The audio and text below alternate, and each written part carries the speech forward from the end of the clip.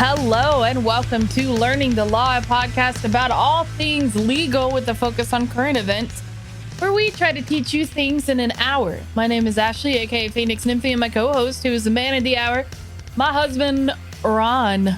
This podcast is purely educational and should not be taken as legal advice. This podcast does not create an attorney-client relationship. This podcast is based on his interpretation of relevant law, and any opinions expressed are the opinions of the individual making them and do not reflect the opinions of any firm, company, or other individuals. Ron is a licensed practicing attorney in the state of California. And I have been since the last century. Our sponsor this week is, we are sponsored by Lawyer.com this week. With over 10 years of matching experience in technology development, Lawyer.com is proud to make thousands of lawyer connections each week. So if you are looking for an attorney, please go check out Lawyer.com. They connect users nationwide with lawyers in all areas of law, including bankruptcy, criminal, civil, family law. Please use our referral link, which will be linked in the podcast notes and on the website, and even in our live channel. You can help out the podcast and find yourself an attorney in your area. So thank you, Lawyer.com. That's awesome. That affiliate link. So our weeks. We are a little delayed today because we had Ron's fitting for his prosthetic this week, which was really exciting. I posted some pictures on social media for that. Really heavy too. Yeah. So there's a little bit of, they made it. So we went last week. We had the casting. They made it. Now they just got to adjust it. And, hopefully soon he'll start. Hopefully we'll bring it home next week and then we'll start PT with it. Yeah, that would be really nice. That's why it took us so long, because we were adjusting everything, setting everything up. Because that stuff takes time. But yes, thank you so much for being here. And that's so far, that's been our week. I mean, I went to the ER Saturday, so that was fun. I have really bad periods, and the pain sent me into the hospital this weekend. So that was fun. But I'd rather focus on the exciting things of the new leg. So I see Remus joined you. Yes, he did. So you wanna talk about your leg? Yeah, as people may or may not know, I had a below the knee amputation April 8th. I mean, we've been talking about it. We had an entire month where we were not able to do podcasts due to it. So last week they took a plaster cast of it and they created a mold that I got to put my stump into today. Mm-hmm. And first, you just don't put your leg into that thing and start walking. Mm-mm. Unfortunately. Were you seriously hoping for that? I was hoping I'd be able to come home today with it. Yeah.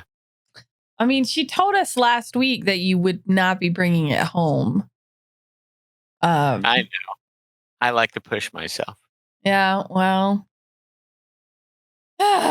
Anyway, we're very excited to finally have the first prosthetic happening. It's crazy, but we're very excited. So I'm surprised at how heavy it feels.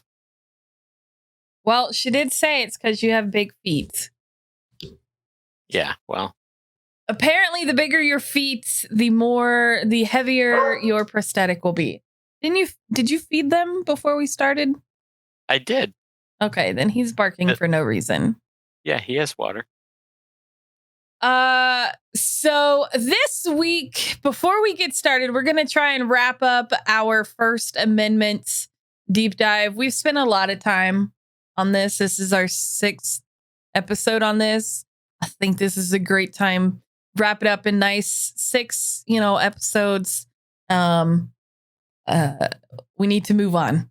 So, we're going to try and wrap that up today so we can move on to other projects, to other podcasts, because we've got a lot of people have sent in suggestions on stuff that they want to learn. Podcasts, but other topics. Yeah, that's what I mean. I said projects, other topics. Sorry.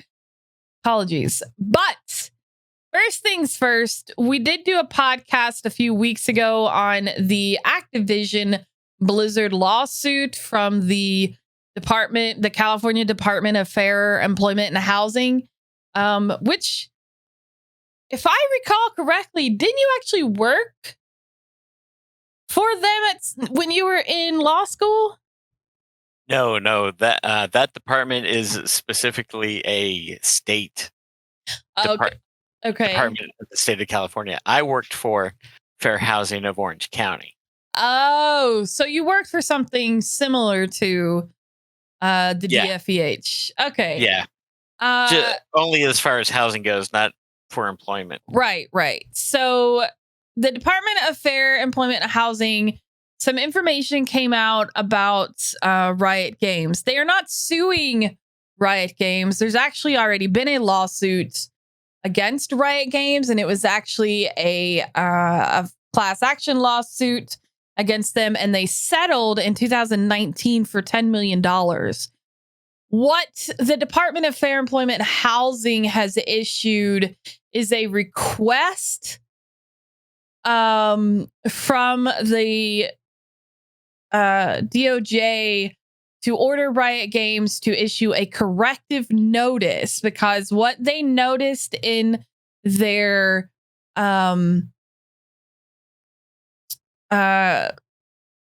phrasing for the settlement is they found language that kind of discourages the people who settled, the clients, to they would actually be called the defendants, or no, the plaintiffs. The plaintiffs. Thank you.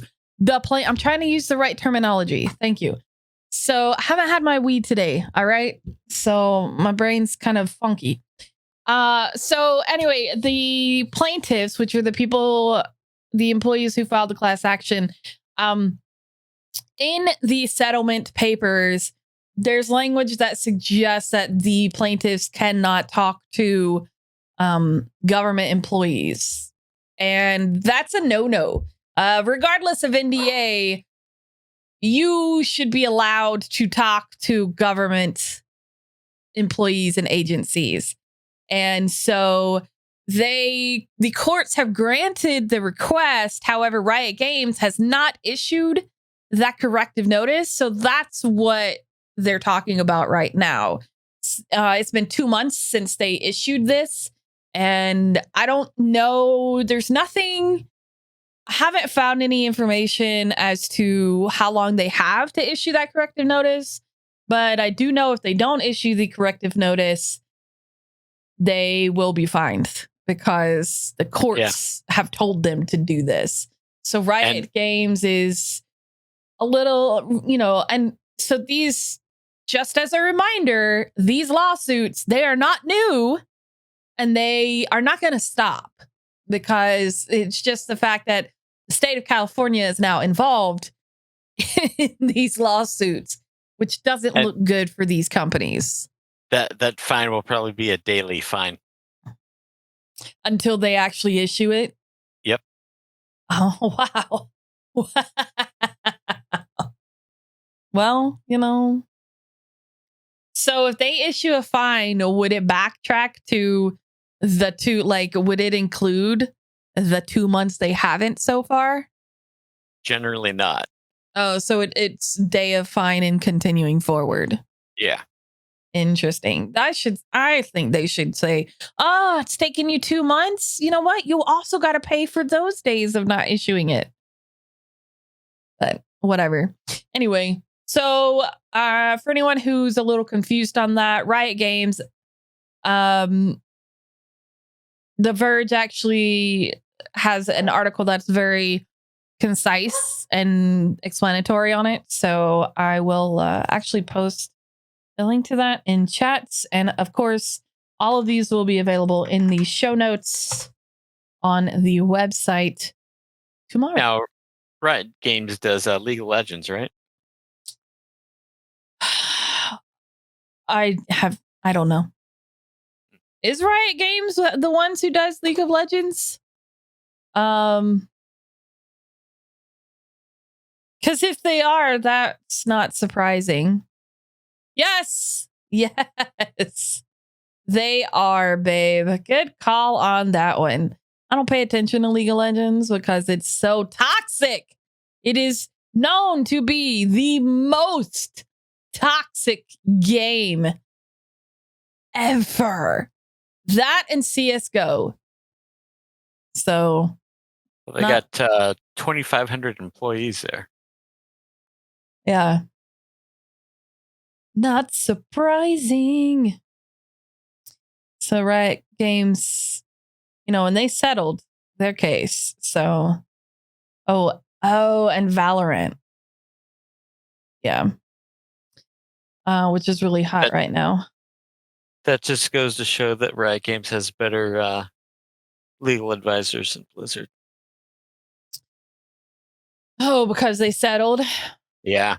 Yeah. Now, my question is, have they made any changes, though? Probably not. But just publicity-wise, how prevalent was Riot's lawsuit in the news media as opposed to Blizzard's? It's very true. Like, I wasn't even aware that there was one until the Activision Blizzard one came out. And everybody's like, y'all know that Riot had a case. So yeah, it's because they settled it was under the radar for the most bit. Yep. So we're gonna move on to the First Amendment, and as always, we like to read the First Amendment so that you know what exactly we're talking about. What does the First Amendment actually say? It says Congress shall make no law respecting an establishment of religion or prohibiting the free exercise thereof, or abridging the freedom of speech or of the press, or the right of the people to peaceably to assemble and to petition the government for a redress of grievances. And so those last two parts are actually what we're going to focus on today. This week, we're going to talk about peaceably assembling, which is protesting, and the petition, the ability to petition the government for redress of grievances. So, and peaceably assembling is not just protesting. It can also be coming together to organize a union meeting.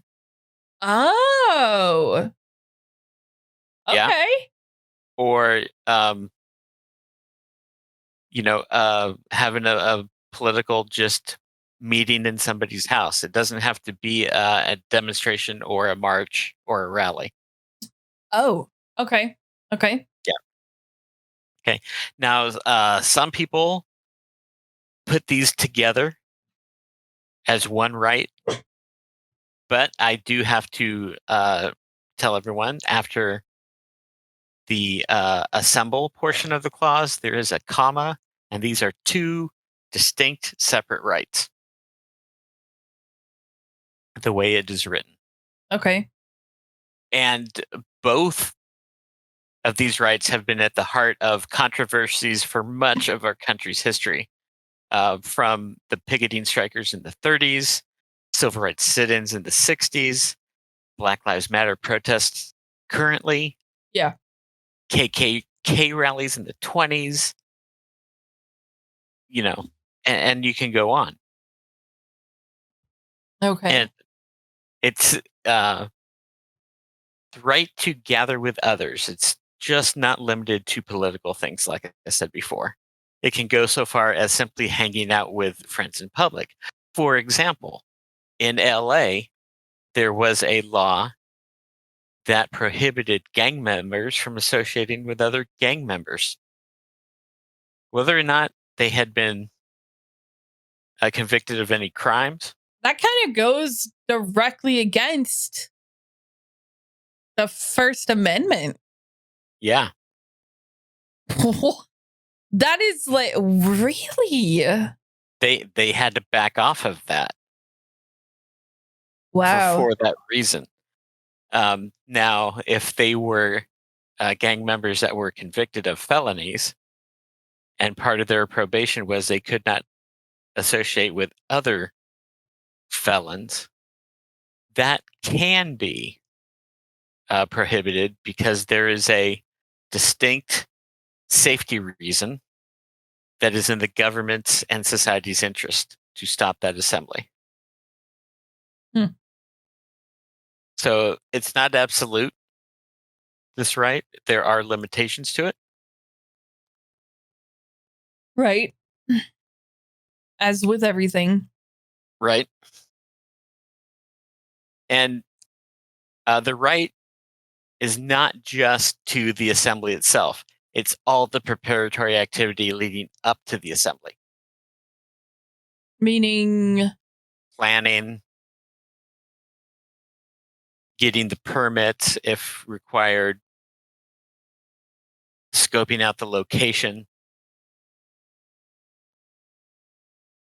Gotcha. Yeah. And those protections were specifically recognized by the Supreme Court as distinct to the right of assembly and association, even though the preparatory activity does not appear in the text of the First Amendment. Because, like, for example, what we're doing kind of falls under that, because we're coming together and we're talking about the law, and sometimes, obviously our opinion, mostly mine, our opinions are going to come through because we're human. So, and we are having a conversation. Would that kind of fall under that? Right. Podcast? Yes. Interesting. So each one of these different rights within the First Amendment kind of meld with other rights. Absolutely. In the First Amendment. Yeah. And while, neither assembly nor petition is synonymous with, speech, the modern Supreme Court, has treated this expansive speech right under everything and called it freedom of expression. And you can throw assembly and petition and press and religion all under freedom of expression. They like to use that term now. That's probably a better term to use, actually. Because basically, you can express yourself as long as it is not harming anyone. Right. The key word in the phrase there is peaceably assembling. Yeah. Yes. So screaming at people and knocking their phones out of their hands because they're wearing a mask is not peaceably. You do not have the right to do that. You do not have the right to scream at people because they're not wearing a mask. Nope. No.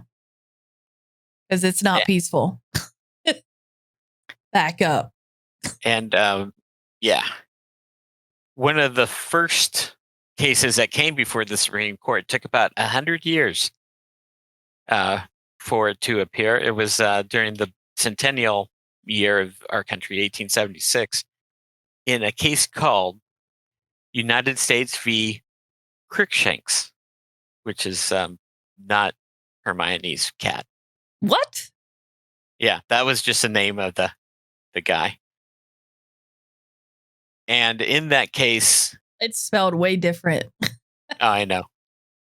In that case, the Supreme Court said that the right to peaceably assemble only pertained to those activities that were somehow related to activities of the federal government. Huh? Yeah. So if you wanted to protest a state government, they could restrict you from doing that. If you wanted to protest your school board, they could restrict you from doing that. If you wanted to organize a union, which started in the late 1800s like that, you could restrict unions. So when did they make it like statewide, like federally, nationally, statewide? Like when did it become what it is now? It took until 1937. Really? Yeah. Jesus. There is a case called DeJong v. Oregon.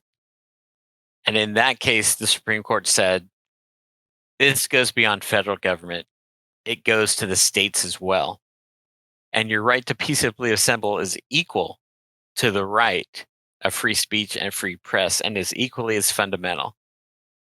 Is that because so I guess their first decision was because states' rights and all of that stuff, because states' rights are supposed to, that's the whole thing about the United States. Apparently states' rights, you're supposed to.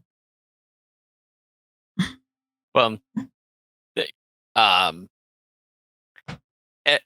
according to the 10th Amendment of the U.S. Constitution, things that are not reserved for the federal government are reserved for the states.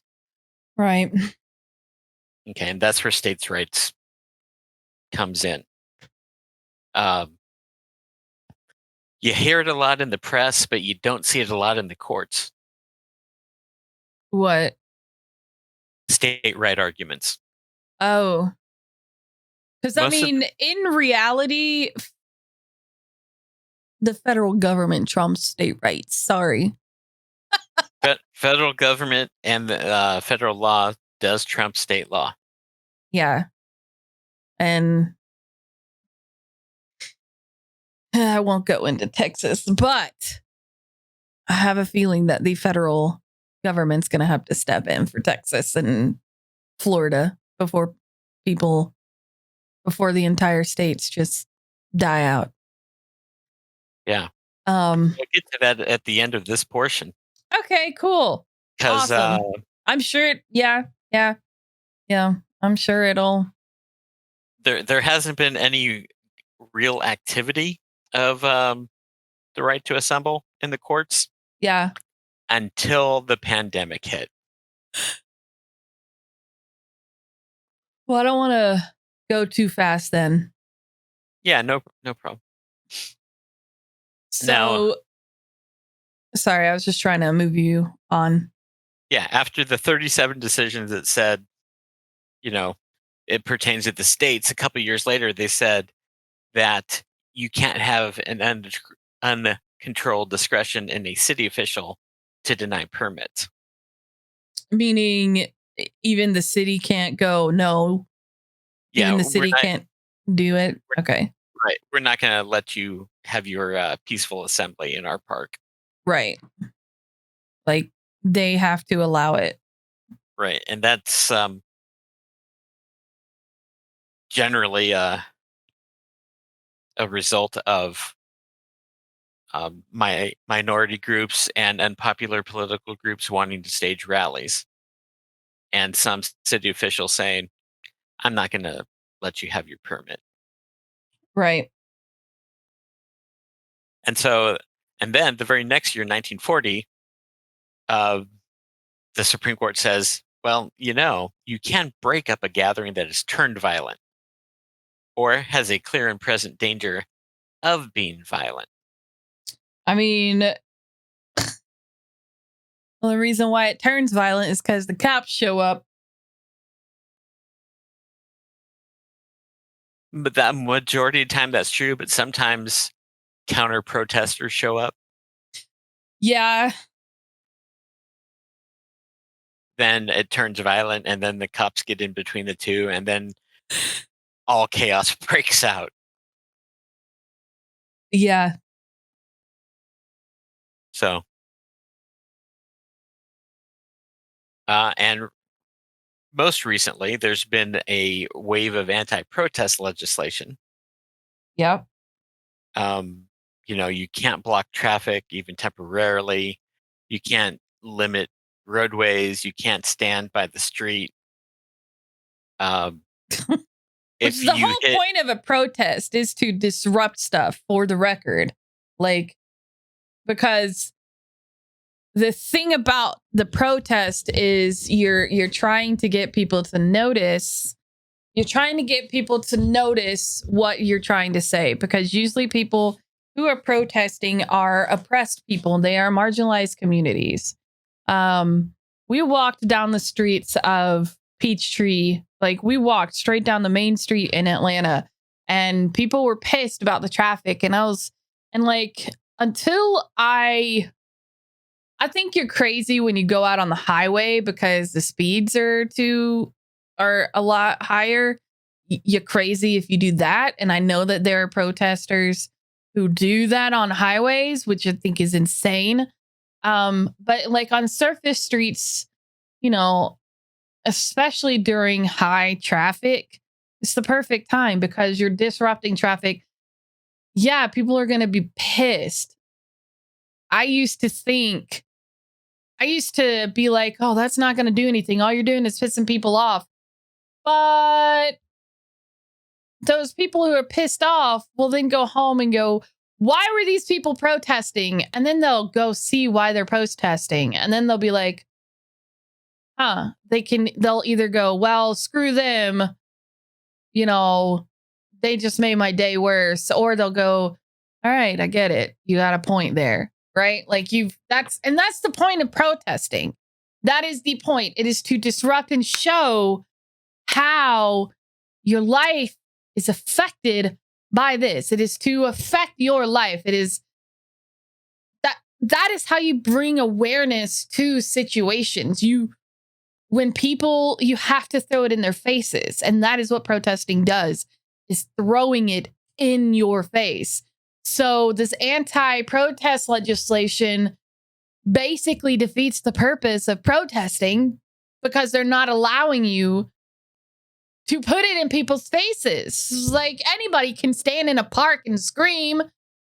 I mean, right. the evangelical priests do that all the time. Like, crazy people do it all the time. Nobody listens to those people. But by golly, they listen to you if you stop traffic. They listen to you if you know what I mean? Like, it just doesn't. It's clear to me, at least, what they're trying to do with the anti-protest legislation. And it's in specific areas that are heavily GOP. Yeah. I'm not going to disagree with that. And if some of these laws allow a driver who feels, quote unquote, threatened to drive into the protesters and drive over him, You are in a car. You are not threatened. You are in a vehicle. You are not going to be threatened. You are in something that's going to kill people if you try to run over them. And that's no excuse. There's going to be some people that say that's not what the law says. That's how it's going to be used. It's going to be the same as the stand your ground laws, which are supposed to protect you and your property. Which only protects white people, because black people have also... what's the girl's name who... I can't think of her name, but I can see her face, where she was at home and she shot a guy, and she's the one who's in jail right now, even though stand your ground laws are a thing in her state. Yet for some reason, she's in jail. Yeah. This law is supposed to allow her to defend herself. And that's And that's like Zimmerman in Florida, who shot the kid, wasn't even on his property, just walking down the street. The 3 guys that shot the gentleman in eastern Georgia, who was out for a jog, are trying to use that. Yeah. So you can't tell me that these laws that allow people to run over protesters are not going to be used in the same way. And the thing is, they write them that way on purpose. You're an attorney. Your job is literally to pick apart and make an argument, one way or the other. And they write the laws so vaguely so that they can be allowed to do that. Right, because you're going to ask that driver, were you in fear of your life? And of course, they're going to say yes. I mean, how can you prove that? You can't. That is so subjective. You cannot prove that, like, I have anxiety. I have panic disorder, right? When I get into crowds, if I like certain crowds, like I have panic attacks if I'm not careful.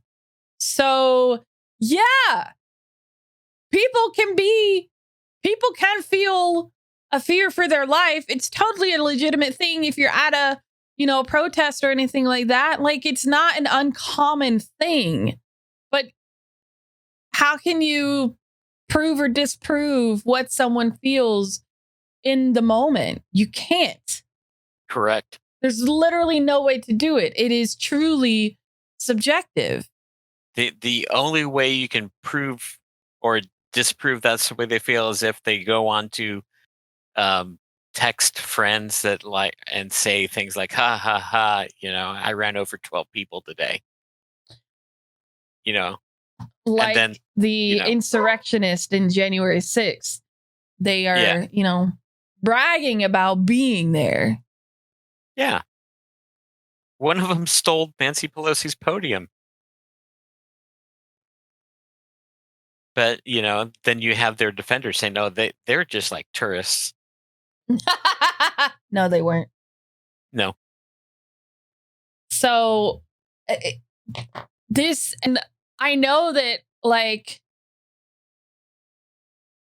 they've already started fighting against the anti-protest legislation. Was the ACLU's, on top of that. Yeah. And the unfortunate thing is you have to let them fight it out in courts. You have to escalate that to the Supreme Court. But the problem is the Supreme Court right now, with the Supreme Court that we have right now, I don't even know if they'll listen to it. Well, I've been so surprised with a couple of rulings from the Supreme Court, so you never know. I have to. So I mean, it could. But yeah, it's risky. The thing is, all these new laws haven't gone up the courts yet, so we have no way to tell whether they're going to end up being constitutional or not. And that's also true. I mean, it may not even get up to the Supreme Court because it may be shut down before it even gets there. Yeah, or the Supreme Court may not take the case, which they've been known to do. Because they're like, this is so... Not everything can go to the Supreme Court. Right. They take maybe 80 to 100 cases a year. I mean, there's only 9 of them. They can only rule on so many cases. Right, and they're gonna take the cases that are gonna be the law, like the groundbreaking cases. They're not gonna take the cases that are not gonna be groundbreaking. And this, I mean, the only thing this would do is to just solidify. I mean, it could be a groundbreaking case depending on how bad it gets. You're going to need, I hate to say it, some people die. You're going to need a driver to go through, 20 protesters. But you say that, and we have over 600,000 people dying of COVID, and yet nothing's being done to mitigate that. So I'm just talking about getting the Supreme Court to do a ruling. I'm not saying one way or how you would think that they would rule. Like, you would think that, because there's been cases about the stupid. You think they would step in at this point and be like, y'all, stop it. Stop making this political. If I was the Supreme Court justice, I would. Because it is a situation that kind of needs. Historically, the Supreme I know. Court justices do not do that. Yeah. You're right. But even so, like, sometimes, you gotta. I don't know. Anyway. So there are some limitations that can be put on assembly. One example is what's called the public square limitation. What's that? Now, you can have your demonstration in a public area or Shut up, Remus. Public forum. Sidewalks, parks, the quote unquote public square, back when towns had public squares. Stop. But you don't have the right to go onto a military base, into a courthouse, into a prison, airport terminals, things like that. They can restrict your demonstration to the public places where the public can actually see you. Right. The military bases aren't really open to the public. No, they're not. They are and they aren't. You know what I mean? The courthouses are, but the courts need to do their business. Right. But you can protest outside the courthouse. Mm-hmm. You just can't go into the courthouse and protest. Correct. Just like you can protest outside the gates of a military base. Yeah. They did that all the time during Vietnam. Westboro Baptist Church does that all the time because apparently they hate the military and they hate everyone and think we should all die. So, they have the right to do it. They have the right to be crazy, I guess. Now I have a question on that. What about if you are like a small town shop and it's like a cookie shop or whatever, and they come in to protest in your shop and you can't conduct your business? Can you ask them to leave the premises or like at least go outside and do it outside? Yeah. And because that is not a public forum, that is private property. Oh. Yes, it's open to the public, but it's private. Oh, okay. So you really can't like go inside a grocery store and protest. Correct. Just like you can't go inside a Planned Parenthood facility and protest. So you mean to tell me all of those anti-maskers that went inside, because there was a bunch of them, this was a couple of months ago, that went inside different grocery stores in LA and Anaheim, and they were protesting and they got physical. They started ripping masks off of people, but say they didn't get physical and they were just protesting just protesting and being peaceful. They shouldn't have been inside the grocery store. No, period. They should not have. So they should have. If they were asked to leave, they should have left. And if they didn't leave, they could have been arrested for trespassing. I have no idea what happened to them. I don't think anything really happened to them because they were white. But wow, that's. And if they ripped your mask off of you, they should have been charged with battery. Yeah. Welcome back. Sorry, the coffee kicked in. All right, where were we? Limitations. Limitations, yes. Okay. So you can't walk into a Kroger and start taking people's masks off, because that's assault and battery right there. But correct. Like, even if you wanted to just go in and protest, you don't have that right. That's a limitation on the right. You got to be outside the building to protest, not inside. Correct. So if you want to protest your mask, you can do it. Just stay outside the buildings. Yeah. The next limitation are the size of it. Mm-hmm. You can limit the size of the protest if there are legitimate safety concerns. Okay. And that seems like a 2000, fair. It seems fair. Yeah. Back in 2000, the New York City tried to limit protests to like 100, 200 people, something like that, outside of City Hall. And the court said, no. Your law was not narrowly tailored to serve any legitimate safety concern. You're just trying to limit protesting. It has to be based off of safety concern. Safety concerns or other legitimate concerns about the size, whether it would be sanitary. You can't have, say, 50,000 people protesting in a 1-block area. Remember when people were camping out in the 1% protest in Atlanta? Remember when the tents were in, oh my God. Yeah. What was the name of that park? It wasn't Piedmont. It was it Hancock? No, it was, I want to say that was like Woodruff. That's it. Yeah. It was Woodruff Park, and there was just tents everywhere, and they were just lined Peachtree.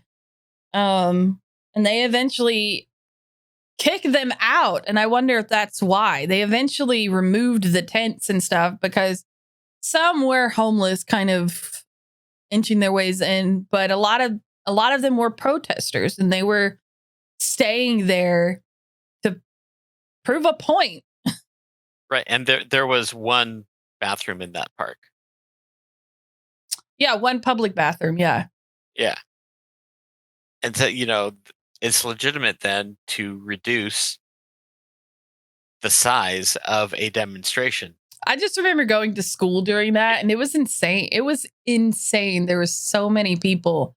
Right. Because how many of those protesters are not able to get into that bathroom and then are just peeing all over the park? Right. Or defecating, So that's a legitimate concern that can. In my opinion, that's legitimate, and I understand why you stop it, you remove it. It's like, okay, let's no, because it was just like it was only a couple of tents the first like week or so, because it was almost the entire semester, actually almost the entire school year, at least that I recall. And it was just a few tents at first, and then more, and then more. And then eventually, like, it was hard to walk around. Yeah. Okay. Another limitation is the permit. You can require a permit. But if you have the right to protest, you don't technically need a permit.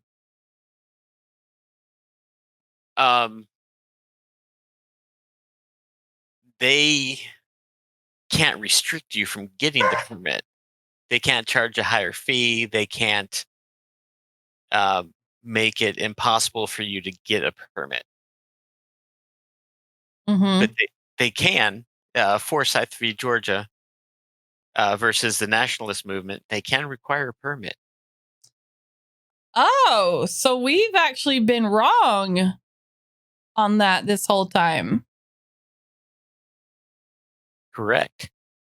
They can require a permit. Yeah. I mean, it's kind of...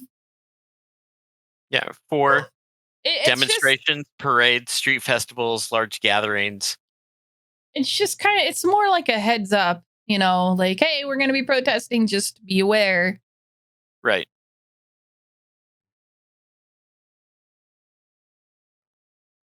I don't understand what that dog wants. I neither don't. Do I. Anyway. Okay. They don't, but not everybody necessarily requires a permit, but it is something that could be requested. Yeah, it could be. But they, like I said, they can't make it so impossible or expensive for you to get a permit that you don't get to have your assembly. Now, can they arrest you if you don't have a permit?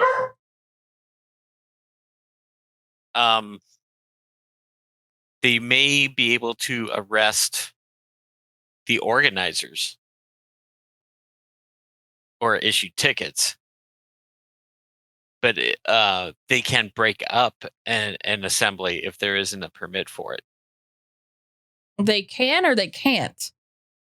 They can break it up.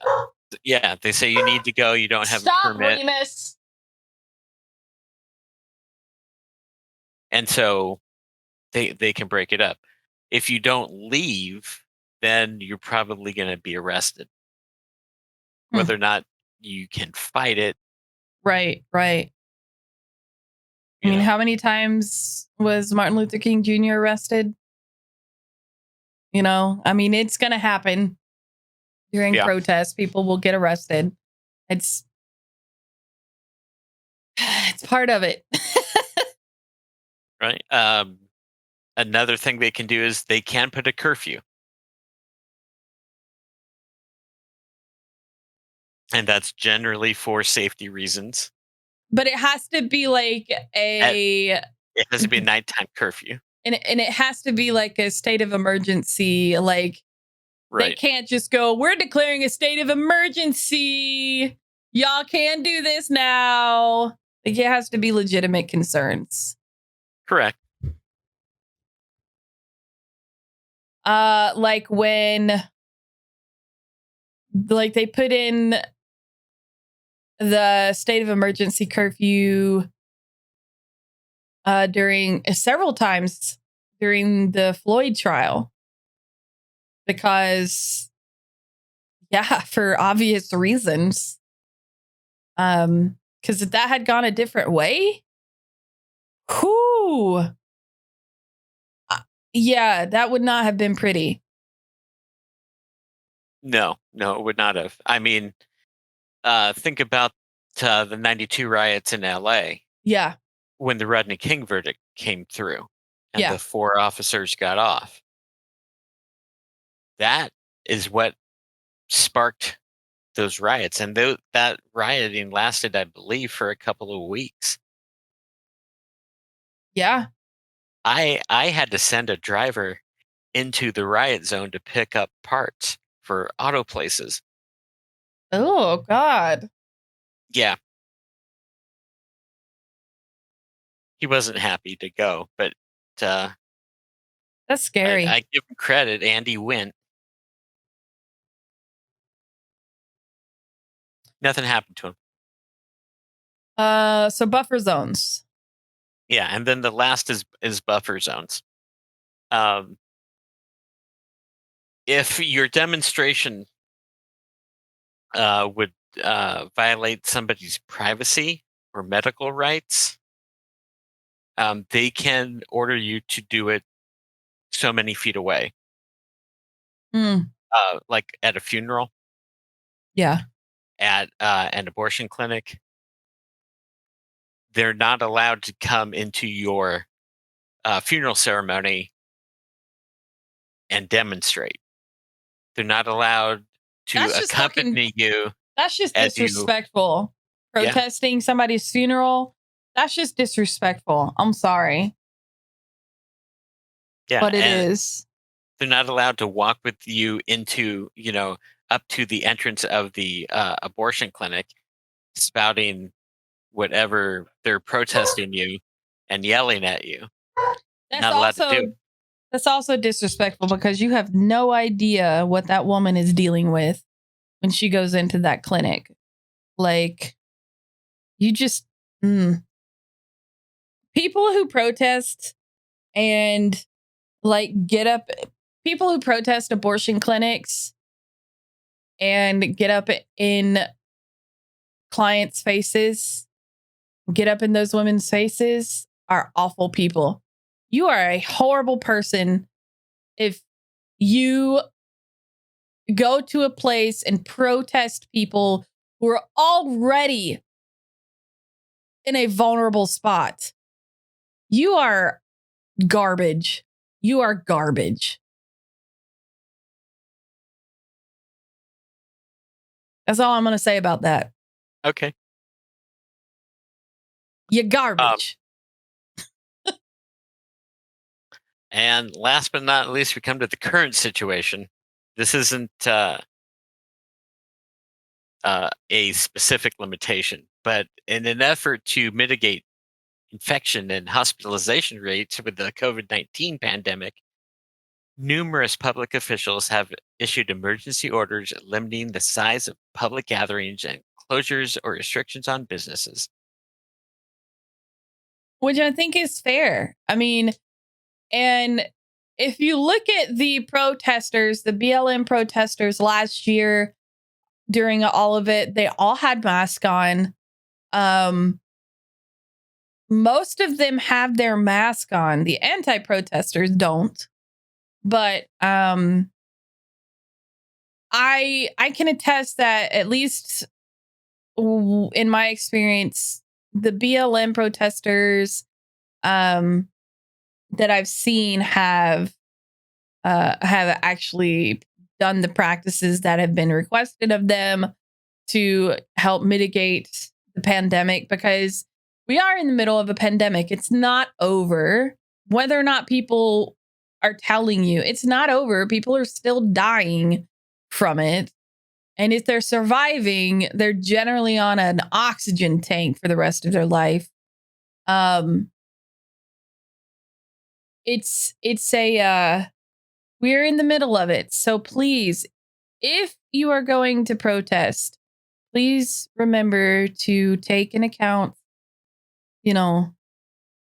all of these measures. Make sure that your county and all that stuff has, is for your safety and for others. Now, in response to these orders, a lot of residents and businesses have tried to fight it in the court, saying it's restricting their constitutional rights. And in about 93% of the cases, these lower courts have denied any request for injunctions to enforce the restrictions, finding that these emergency orders meet the requirements for content neutral restrictions based on time, place, and manner.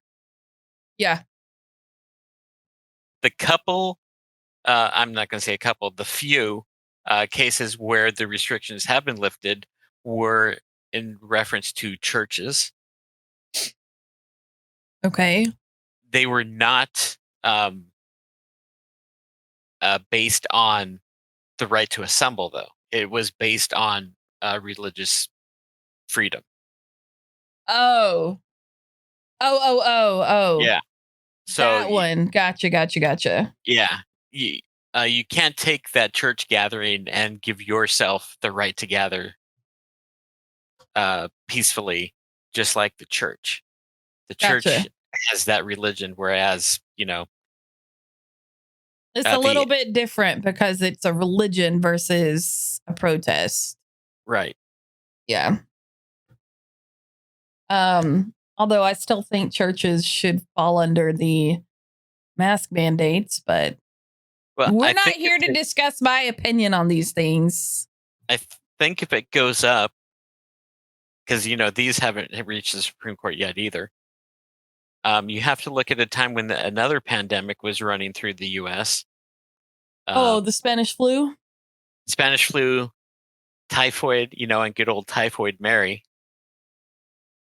The courts will say that the mask, restrictions are legitimate. Why haven't they this time around, though, is my question. Most of the lower courts have. Okay. Hasn't gone up to the Supreme Court yet. Okay. People in 1905, there was a case where the Supreme Court said a guy didn't want to get the vaccine for smallpox, and a small breakout had occurred, and the Supreme Court said your right stops when it infringes on the rights and lives of other people. Ruling hasn't been overturned, and it's a 116-year-old ruling. So I guess we just have to wait for all of these anti-maskers to be taken to court. Right.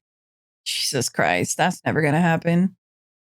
No, they may, die off first, but that's their right. They have a right to be, dumb. Yeah. But you just said their right stops when it impedes on other people's health. Right. So no one's come out and said that in a court yet. Mm-hmm. Mm-hmm. Why? I don't know, because it's rather obvious to me. But what do I know? I am just an attorney. Okay, so let's finish this up because we're getting over time. We've got redress of grievances. So that pretty much wraps up your peaceable assembly situation. So yeah, if you have, so there's your argument right there for those of you who might have to deal with anti-maskers in your life. You know what? Right there, you can use that argument right there. Your rights stop when it impedes on the health of everyone else. So no, and then walk away and wear your mask and get your vaccine. All right, redress of grievances. The redress of grievances is simply the right to ask a governmental body to solve a problem, usually through the courts. But you have the right to go to City Hall and petition the mayor to fix potholes. You have the right to go. Wait, I have a question. Does this kind of pertain to the Riot Games situation where, yes, the state of California stepped in and said they need to reword their stuff, but they have the right to talk to their government officials about it. Yes. Regardless of NDA. Is that, wow, okay. So yeah. So that kind of falls under this. Yeah, to a certain extent it does. Usually the grievance is against the government. Right. Of course. But the grievance in the riot case is the violation of the law. Yeah. So the right place to take it is the government. Yeah. Even though the government isn't the one doing the harassment. Right. Interesting. Fascinating. So this is kind of you have the right to hold your government accountable kind of deal. Yes. You have the right to say, I don't think this is okay. So how would you go about that? How would you go about saying, hey, government, I'm not a fan of these potholes. Hey, mayor, I'm not a fan of these potholes. Are you going to do anything about them? You said you would, but you haven't yet. What? You go to your city council meeting, mm-hmm. and you're given Each citizen is usually given so many minutes to speak and address the city council. That's what the town hall meetings are for. Right. Gotcha. Okay. And generally, this isn't a very litigated portion of the First Amendment. Yeah. It comes down to a lot of times it's a pain in the ass to sue the government because they have put some restrictions on, not restrictions, but requirements on how you go about suing the government. Like in California, there's a Government Tort Claims Act. And if you want to sue the state or the city or the county, you have to give them notice. It has to be in a certain time. There's all these deadlines. Oh, I've heard you refer to tort claims before at your last firm when like there were accidents that involved. Okay. Yeah, bad signs. Yeah. Trees blocking stop signs, stuff like that. If it was the city's duty to trim that tree, for example, and you had an accident because you didn't even see a stop sign because it wasn't visible, your claim against the city, you had to bring it within 6 months. Gotcha. You had to do the right forms, etc. And so you have the right to are fine. You have the right to do that. You just have to go through a lot of red tape in order to do it. And and they've said that's fine. Yeah.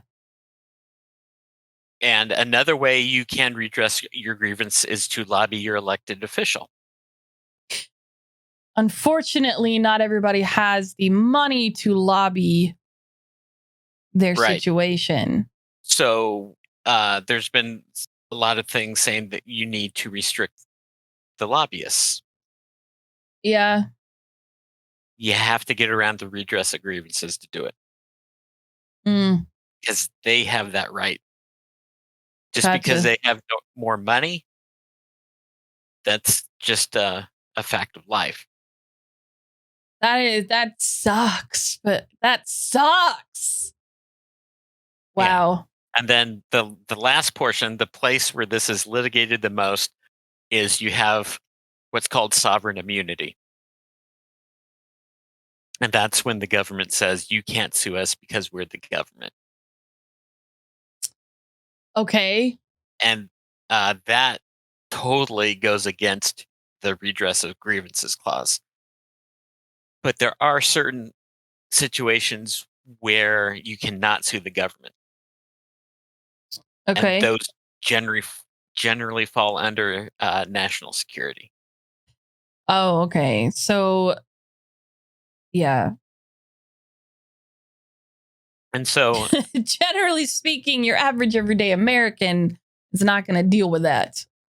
Right. But, it's out there. And that's basically the redress of grievances. You have a right to petition or lobby your city, state, federal government. You have the right to sue them. You have a right to talk to them. You have a right to hold them accountable. Hold them accountable. And it's not as scary as you think it is, because where you're going to get stuff done is at your local level anyway. And I think every city has a town hall like at least 3 to 4 times a year, because I think they do it like every 3 months. Some do it depending on how big this cities are.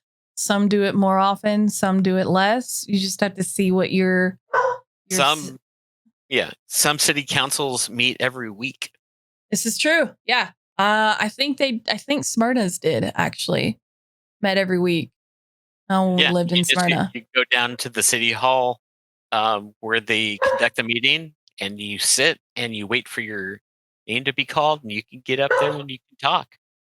I've been to several. They do a lot. Now they do them, they've been doing them virtually before COVID.